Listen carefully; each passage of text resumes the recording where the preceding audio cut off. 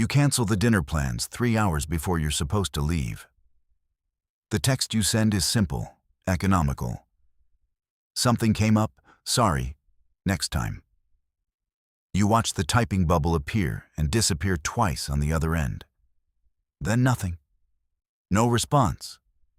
You set the phone face down on the counter and feel something that might be relief, or might be the absence of dread, which feels similar enough that you stop trying to distinguish between them. The apartment is quiet.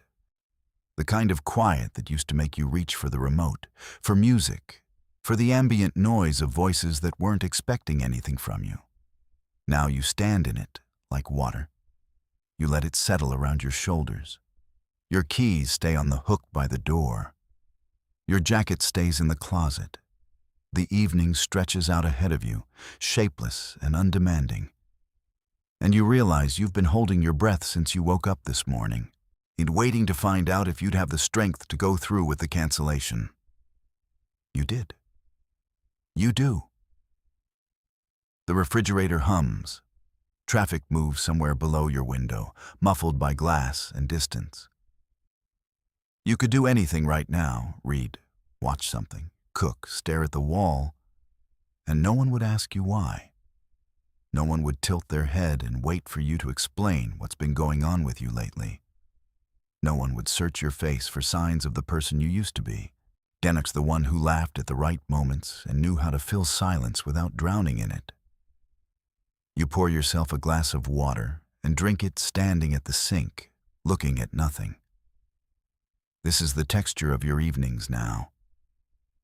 This is what you've chosen, though you're not sure chosen is the right word.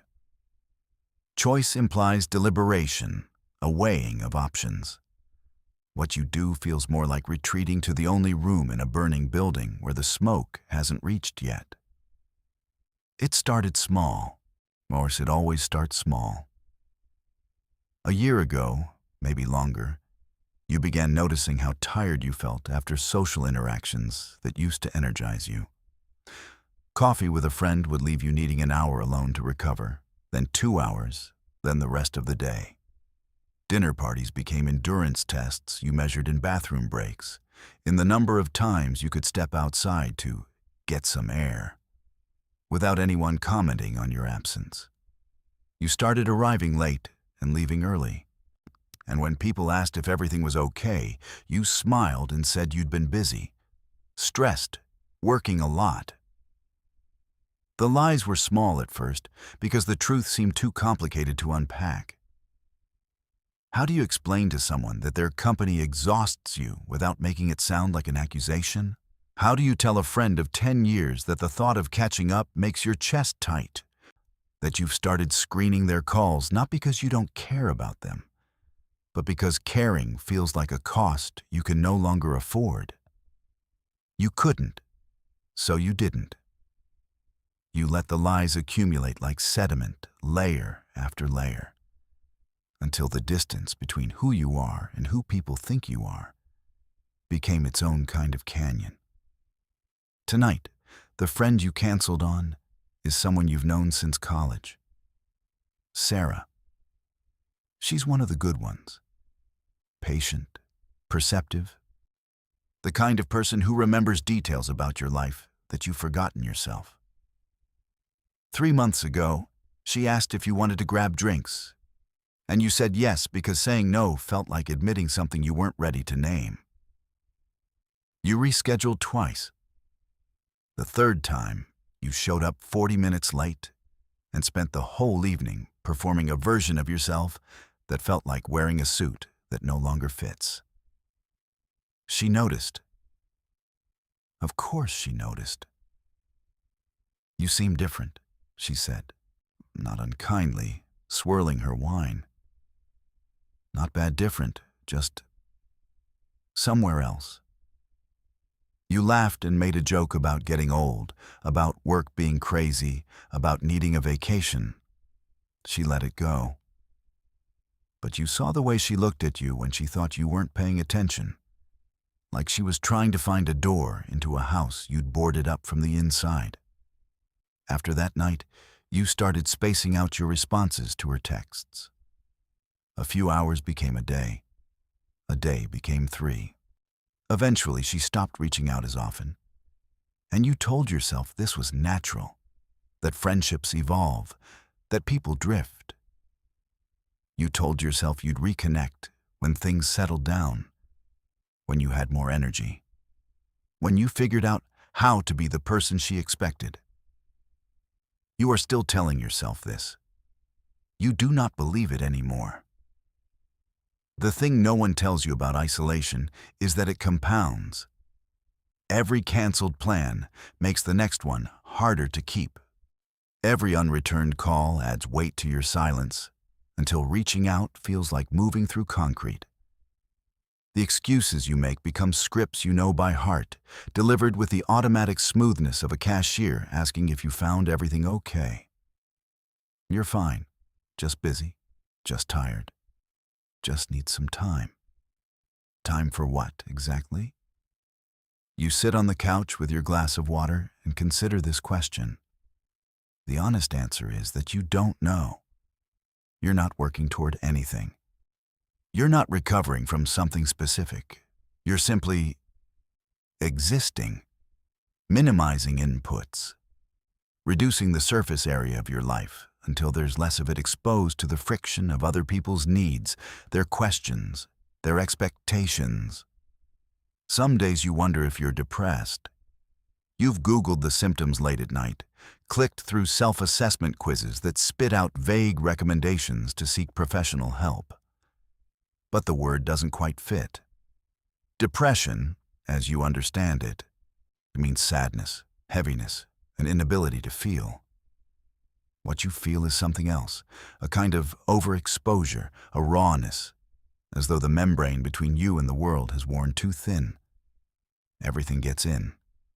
Every interaction leaves residue. Isolation isn't a symptom.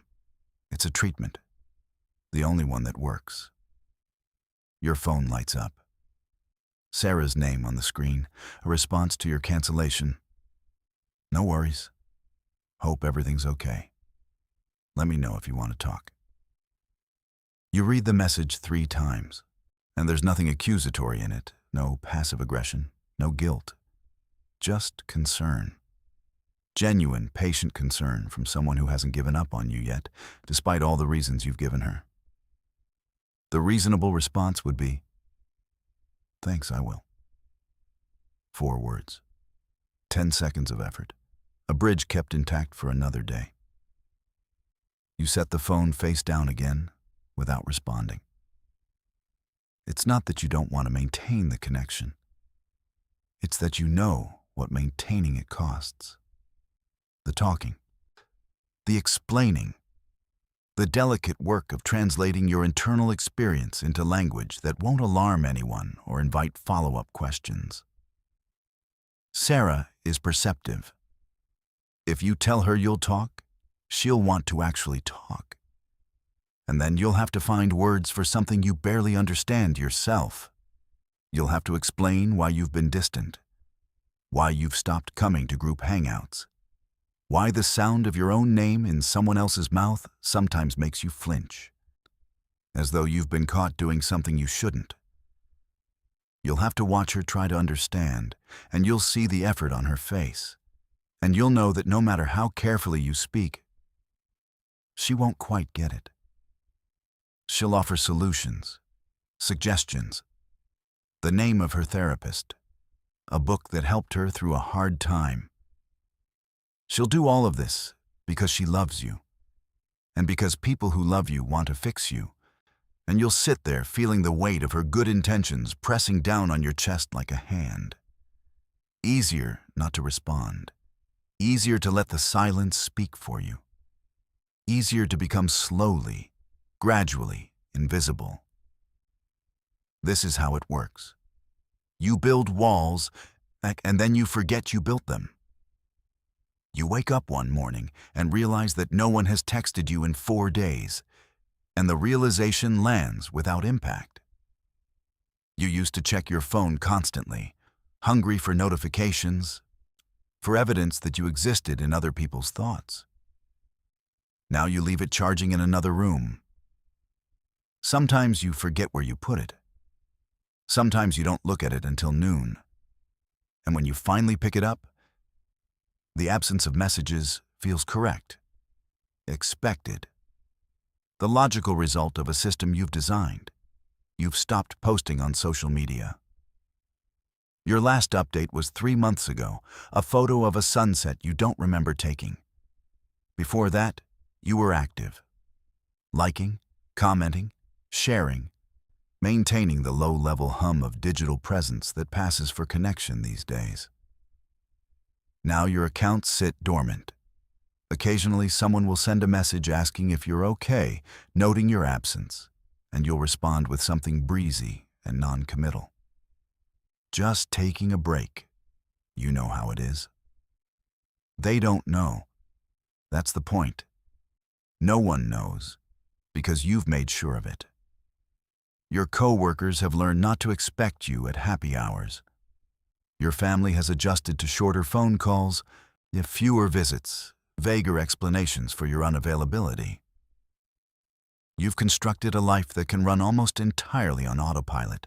Work, eat, sleep, repeat, with minimal interference from the outside world.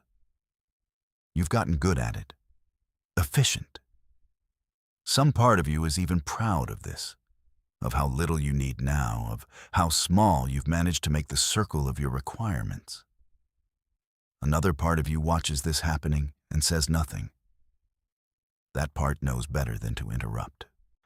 Sometime after 9, you heat up leftovers and eat them standing at the counter. Sitting at the table feels like too much of a commitment, too much of an acknowledgement that this is a meal, that you are a person who eats meals, that certain rituals still apply to your life. The food is fine. You don't taste it. You're not hungry anyway. You just know you're supposed to eat, the way you know you're supposed to sleep and drink of water and occasionally go outside. When the last time you went outside for reasons other than work or groceries was, you can't remember. There was a walk, maybe 2 weeks ago. You went to the park near your apartment and sat on a bench for 20 minutes, watching other people move through the world, couples, dog walkers, joggers, and feeling like a scientist observing a species you no longer belong to. Their ease fascinated you. The way they occupied space without apologizing for it. The way they spoke to strangers, smiled at children, existed publicly without visible effort. You used to be able to do that. You think you did. The memories are there, but they feel like someone else's. Scenes from a movie you watched a long time ago and mostly forgot. The truth you don't say to anyone, the truth you barely admit to yourself, is that you're not sure you want to go back. The world outside your apartment, the world of social obligations and emotional labor, and the constant low-grade performance of being okay, feels exhausting in a way that has nothing to do with energy and everything to do with willingness. You used to want connection. You used to believe that relationships were worth the cost, that the juice was worth the squeeze. Now you're not so sure. What would change if you went to dinner with Sarah? You'd have a pleasant enough evening. Also, you'd catch up on each other's lives, exchange the same observations you've exchanged 100 times before, laugh at the right moments, say, "We should do this more often" at the end. And then you'd come home and feel the exact same way you feel right now, hollow, scraped out, running on fumes. Except you'd also be tired, and you'd have to spend the next 2 days recovering from the effort of pretending to be fine. Or you could stay here, in the quiet, in the stillness, in the room where nothing is asked of you and no one is waiting for you to perform. When you frame it that way, the choice doesn't feel like a choice at all. It feels like survival. You don't remember exactly when explaining yourself started to feel like a burden. There must have been a moment, an inflection point, a straw that broke something you didn't know could break. But you can't locate it. The shift was too gradual, too quiet. On one day you were a person who answered, "How are you?" Honestly, who shared struggles with friends, who believed that vulnerability was strength. The next day, or the next year, or the next decade, you were someone who flinched at intimacy like a hand on a fresh bruise. Maybe it was the accumulation of small failures, the times you tried to explain what was happening inside you and watched people's eyes glaze over or narrow with concern, or worse, and fill with that particular pity that makes you feel like a specimen under glass. The times you said, "I'm not doing great," and received advice you didn't ask for. Solutions to problems that weren't solvable, reassurance so generic it felt like an insult. Maybe it was learning through repetition that most people don't actually want to hear how you are. They want to hear that you're fine, or fine enough, or at least working on it. They want to help, but only in ways that don't inconvenience them. They want you to be a version of yourself that fits comfortably into their understanding of the world. And maybe this is the part you don't like to think about. Maybe it was easier to stop trying, to accept that some silences can't be translated, some distances can't be bridged, to build a moat around yourself and call it self-care. It's after 10 now. The apartment has grown darker, and you haven't turned on any lights. You're sitting on the couch in the blue glow of a television you turned on but aren't watching. Some show with a laugh track, people solving problems in 30-minute increments, everything working out by the end. You let the noise wash over you without processing it. It's not for entertainment, it's for company. The kind of company that doesn't ask questions. Your phone lights up again. A different name this time. Your brother. He's calling, not texting, which means he wants to actually talk, or which means something is probably fine, and he just misses you. Your brother has been patient with your disappearance. He checks in every few weeks, leaves voicemails you listen to days later, sends occasional memes without expecting responses. He's the only person who seems to understand that sometimes love means waiting, means not pushing, means leaving the door open without standing in the doorway. You watch the phone ring until it stops. You'll call him back, you tell yourself. Tomorrow, or the day after. When you have the energy, when you can think of something to say that isn't just another variation of, "I'm fine, just busy." The silence resumes. Here's the thing about isolation. It works. That's the problem. It actually genuinely works.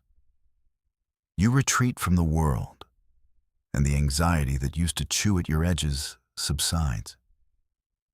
You stop explaining yourself, and the exhaustion of being misunderstood fades. You build a life small enough to manage, and for a while, it feels like the only sane response to a world that demands too much. But it works the way a tourniquet works. It stops the bleeding by cutting off circulation. And slowly, so slowly you don't notice at first, the parts of you that aren't getting blood start to go numb. You can't remember the last time you laughed, really laughed, not the performative chuckle you deploy in professional settings. You can't remember the last time you looked forward to something. You can't remember the last time you felt genuinely known by another person, held in someone else's mind as a complete and complicated human being, rather than a simplified version you assembled for public consumption. The isolation has kept you safe. It has also hollowed you out. Some nights, like tonight, you have moments of clarity. You see yourself from the outside, a person alone in a dark apartment. Phone face down, dinner eaten standing up, and nothing on the calendar for days. And you feel a flicker of something that might be alarm. You think, this isn't sustainable. You think, I'm disappearing. You think, someone should probably intervene. But the feeling passes. It always passes. By morning, the equilibrium reasserts itself. The quiet feels comfortable again. The idea of reaching out, of explaining, of letting someone see the truth of how you're living. It sounds exhausting. It sounds impossible. And it sounds like too much to ask of yourself when just getting through the day takes everything you have. So you stay. In the silence. In the safety. In the absence of expectation that has become, somehow, the closest thing to peace you know. It's after 11 when you finally get up from the couch. You move through the apartment without turning on lights, navigating by memory and the ambient glow from the window. Bedroom, bathroom, the small rituals of preparing for sleep. You brush your teeth looking at your reflection without really seeing it. You change into clothes that are soft and familiar. You lie down in a bed that takes up most of the room, alone in the center of the mattress, and you listen to the silence. Tomorrow, you will wake up and do this again. You will go to work and speak when spoken to, and come home and close the door behind you with something like gratitude. You will not call your brother. You will not respond to Sarah. You will not make plans that will require you to explain, to perform, to be anything other than exactly what you are in this moment. A person who has withdrawn from the world because the world costs too much. You don't know if this is healing or decay. You don't know if you're protecting yourself or slowly dying. You only know that right now, in the dark, in the quiet, in the space between one breath and the next, you don't have to justify your existence to anyone. You don't have to explain. That, for now, is enough. Sleep comes eventually, the way it always does. Not restful, but sufficient. You slip under without noticing the transition, and for a few hours, you're nowhere at all. No expectations, no questions, no distance between who you are and who you're supposed to be. When you wake, it's still dark. Your phone shows 3:47 a.m. No new messages, no missed calls. The world has continued without you, as it always does. And you lie in bed feeling the weight of the hours ahead, the work, the pretending, the endless small negotiations with a reality that doesn't fit anymore. And something in you contracts. Not despair. Not quite. Something quieter. A resignation that has become so familiar, you barely notice it anymore. A settling into the shape you've made of yourself. Small, quiet, alone. You close your eyes and wait for morning. 3 weeks later, you've stopped counting the days between conversations. Dear Sarah has stopped texting. Your brother has shifted to occasional emails, easier to process, easier to respond to with brief updates that reveal nothing.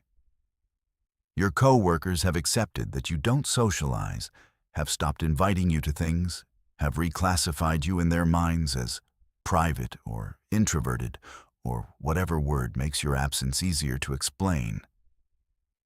The routine has solidified. Work, home, silence, sleep, repeat. Some days you go hours without speaking out loud. You realize this one evening when you pick up a delivery order and your voice comes out rusty, unfamiliar, and the delivery driver looks at you with brief concern before moving on to the next apartment. You clear your throat in the hallway, testing. The sound echoes in the empty corridor. You are still here, still functional, still managing. From the outside, nothing is visibly wrong. You show up, you do your job, you pay your bills. You maintain the minimum viable life. When what happens inside that life, the flatness, the numbness, the growing difficulty of remembering what you used to want, remains yours alone, hidden, safe. It's a Tuesday evening when you finally return Sarah's call. Not because you've suddenly found the energy or the words, but because 3 months have passed since you canceled that dinner, and some vestigial sense of obligation has been gnawing at you in the quiet hours. You owe her something, an explanation, a closing, something to mark the end of the pretense that you're still friends in any meaningful sense. She picks up on the second ring. Her voice is warm but careful, navigating the distance you've put between you. "Hey, I was starting to think you'd fallen off the planet."